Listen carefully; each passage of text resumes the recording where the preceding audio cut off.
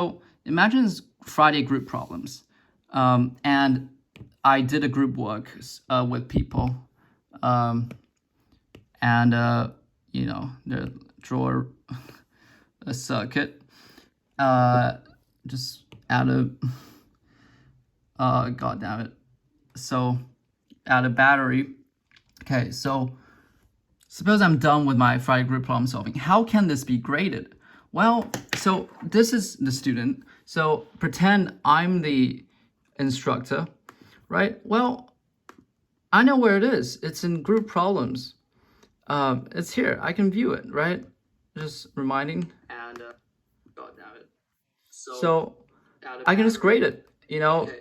Now this is, I put some placeholders here, but it's like you can give it 1 point partial credit and it's saved. So it's like 1 point.